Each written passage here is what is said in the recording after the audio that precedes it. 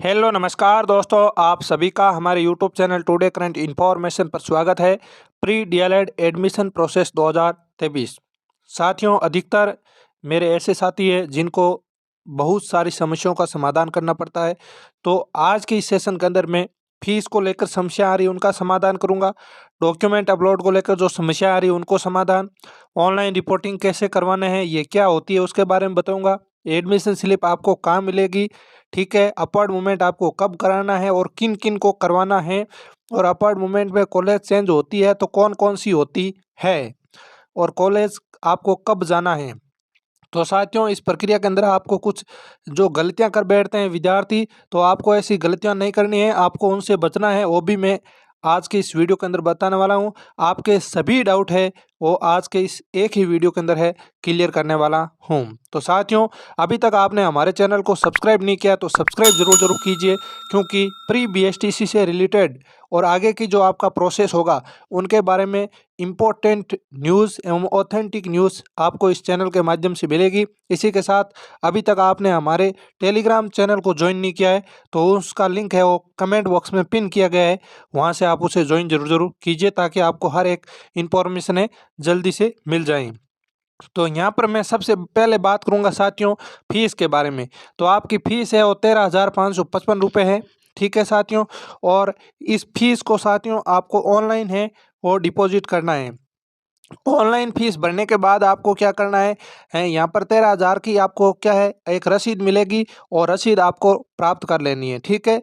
और ये रसीद आपको प्राप्त मतलब कर भी सकते हो, कर लेना है। इसके अलावा आप मान लो 2 वर्ष बाद में आपको ये रसीद चाहिए तो आपकी जो प्री बीएसटीसी की ये डीएलएड की साइट है ऑफिशियल, वहाँ पर आप अपने आजीवन में कभी भी इसको आप डाउनलोड कर सकोगे और कभी भी इसको आप फोटोकॉपी निकाल सकोगे, कहीं नहीं जाने वाली है, ठीक है। हर किसी टाइम आप निकाल सकते हो। जैसे मेरे 2021 के अंदर है सिलेक्शन हो गया था, तो मैं उसको अभी कभी भी मेरी वो 2000 फर्स्ट ईयर की है वो उसकी जो फीस रसीद है वो डाउनलोड कर सकता हूँ, ठीक है। वो भी मैं प्रक्रिया आपको बता दूंगा। बाद में बात करूँ डॉक्यूमेंट अपलोड की, तो फीस आपको भरने के बाद डॉक्यूमेंट अपलोड करने का नंबर आता है। तो यहाँ पर डॉक्यूमेंट अपलोड करना साथियों, कई कमेंट आए हैं कि हमें कुछ समस्याएं आ रही है, तो मैंने ऑफिशियल काउंसलिंग करते हुए नहीं देखा है कि काउंसलिंग के अंदर डॉक्यूमेंट के अंदर क्या समस्याएं आ रही है। लेकिन आपको कल में है वो पूरी संपूर्ण एक विद्यार्थी की काउंसलिंग करके पूरा वीडियो डाल दूंगा, कहाँ कहाँ आपको समस्या आ रही है, कैसे कैसे आपको डॉक्यूमेंट अपलोड करने हैं, कौन कौन से करने हैं, और ऑथेंटिक ओरिजिनल होने या चाहिए नहीं चाहिए। कईयों का आ रहा है कि हमारी जो मार्कशीटें हैं वो जो बीए के कॉलेजों के अंदर जमा करवा दी है तो हम ओरिजिनल मार्कशीट कहाँ से लाएं।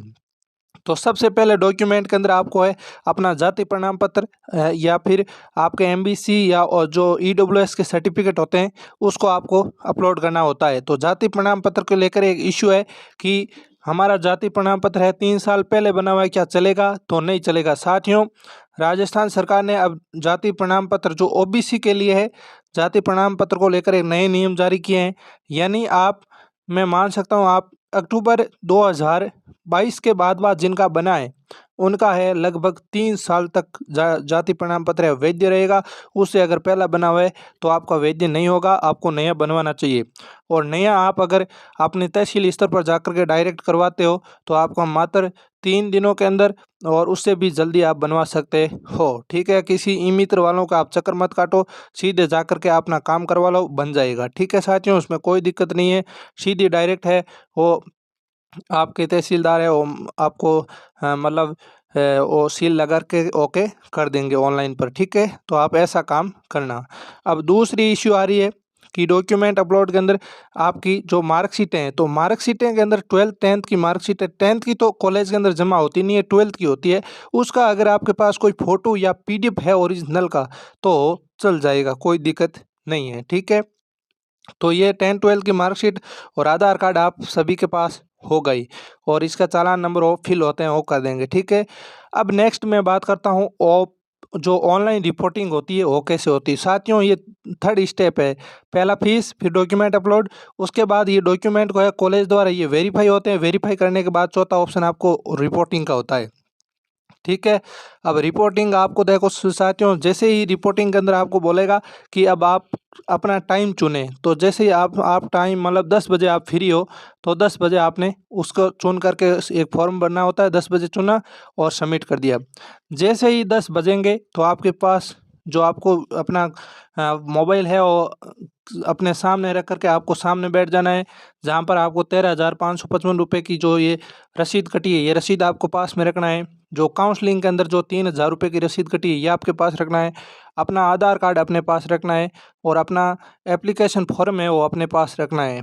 ठीक है, ये तीनों चारों चीज़ें हैं अपने पास रखना है। ठीक है, या तो आपके आधार नंबर पूछेंगे या फिर इनके 13,000 और 3,000 वालों की चालान नंबर पूछेंगे। ठीक है, आपको ऐसा ही होगा और मैं आपको प्रैक्टिकल एक वीडियो के माध्यम से या जल्दी आपको इस प्रकार से बताने वाला हूँ कि आपके किस प्रकार से ये प्रक्रियाएं होती है। ठीक है, तो आपको ऐसा करना है। ठीक है, ऑनलाइन रिपोर्टिंग ही करवानी है, अब की बार कोई ऑफलाइन रिपोर्टिंग के लिए अभी नहीं जाना है। ठीक है, ऑनलाइन रिपोर्टिंग के बाद आपको है मतलब 10 मिनट के बाद है ऑनलाइन ही कॉलेज के जो प्रिंसिपल है उनके साइन करके और आपको एडमिशन स्लिप मिल जाएगी। ठीक है, ऑनलाइन ही मिलेगी, अपनी साइट पर ही मिलेगी। ठीक है, फिर आपको उसको डाउनलोड कर लेना है और डाउनलोड करके फिर आप अपने कॉलेज से भाई फ़ोन आए कि आपका कॉलेज इतनी तारीख से नियमित रूप से शुरू होने जा रहा है, तो आप जाइए और अपना ऑफलाइन डॉक्यूमेंट जमा करवा दीजिए और ऑनलाइन एडमिशन होने के बाद आपका कोई भी कॉलेज एडमिशन रद्द नहीं कर सकती है, यानी ये स्लिप आपके पास होना बहुत ज़रूरी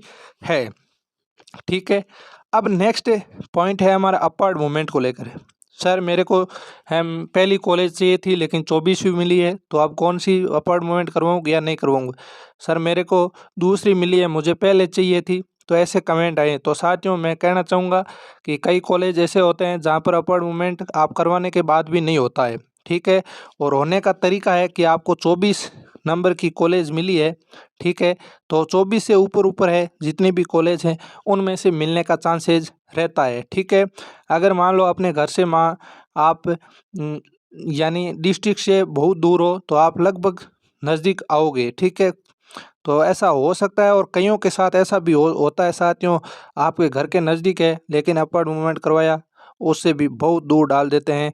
इसका कोई फिक्स नियम हम रेगुलेशन नहीं कह सकते हैं। ठीक है, हमारे साथ ऐसे दोस्त हैं मिले हैं हमें कि मेरे घर के पास ही थी लेकिन मैंने फिर अपवर्ड मूवमेंट करवाया और अधिक दूर डाल दिया। अगर आपके 100 या 150 किलोमीटर के आसपास है तो आप रहने दीजिए, कोई दिक्कत नहीं है।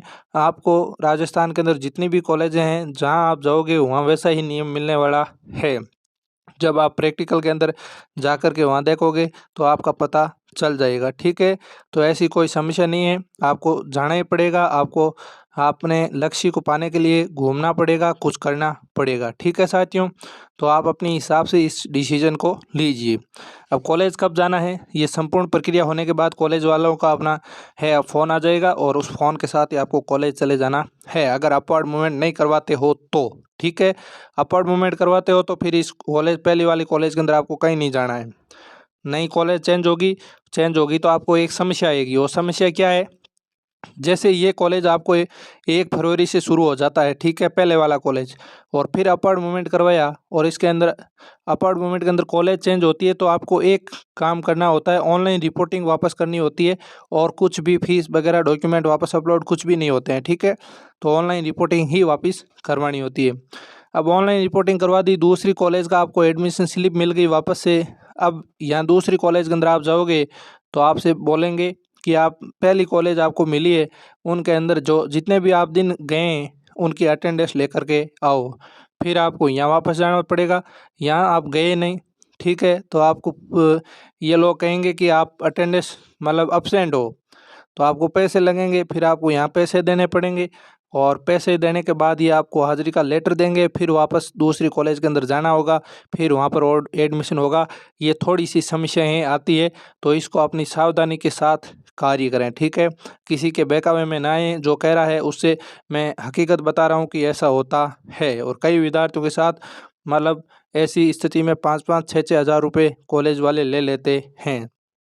तो इसे थोड़ा आप सावधानी बरतें या रेगुलर चले जाएँ, और रेगुलर चले जाएँ तो अपवर्ड मूवमेंट करवाया तो पहली वाली कॉलेज के अंदर किट वगैरह कुछ भी न देवे। अगर इस पहली वाली कॉलेज के अंदर किट होता है, किट का मतलब होता है आपको एक ड्रेस और आपको आईडी कार्ड और इसके अलावा एक बैग दिया जाएगा, वो आपको नहीं लेना है। अगर आप 5,000 रुपये दे करके लोगे, कईयों के अंदर 3,000 है, कईयों के अंदर 3500-2500 रुपये होते हैं। तो अगर पहले वाले कॉलेज के अंदर लोगे तो अपार्टमेंट के अंदर चेंज हो गई कॉलेज, तो आपको दूसरी कॉलेज के अंदर भी ये चीज़ें लेनी पड़ेगी।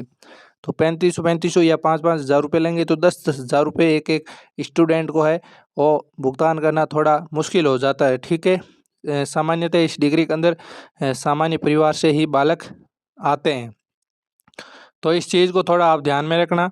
इसके अलावा और भी अगर आपके जो डाउट है, नाम को लेकर एक डाउट आया था कि सर मेरा नाम गलत है, तो भाई साहब अगर आपका नाम क्या था, लोकेंद्र सिंह था, ऐसा नाम था स्टूडेंट का, तो मैं उनको कहना चाहूँगा कि आपने मार्कशीट के अंदर 10-12 की मार्कशीट, आधार कार्ड के अंदर अपना नाम है, वह नाम अगर आपकी कॉलेज के अंदर जब आप बीएसटीसी का फॉर्म भरवाया था उसके अंदर मिस्टेक की है, तो वह पूरी डिग्री के अंदर वैसा ही नाम रहने वाला है।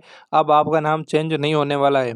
तो अगर आप डिग्री करोगे इसके बदौलत, तो आप जब रीट के अंदर आपका सिलेक्शन हो जाएगा और सिलेक्शन के बाद आपकी डिग्री की फिर से वापस जांच होगी डॉक्यूमेंट वेरीफाई के अंदर, वहाँ आपको बाहर निकलना पड़ सकता है।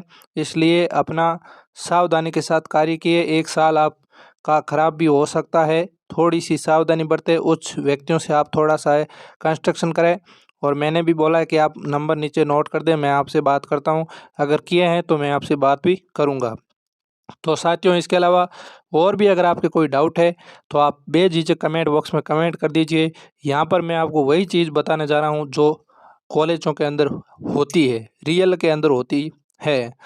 ठीक है साथियों, तो ये वीडियो आपको कैसा लगा है? अगर अच्छा लगा है तो अपने दोस्तों तक शेयर कीजिए और वीडियो को लाइक कीजिए, और चैनल को अभी तक साथियों सब्सक्राइब नहीं किया है तो सब्सक्राइब ज़रूर कीजिए। आपको आपकी डिग्री अंत यानी पूरी होगी तब तक आपका दोस्त आपके साथ रहने वाला है।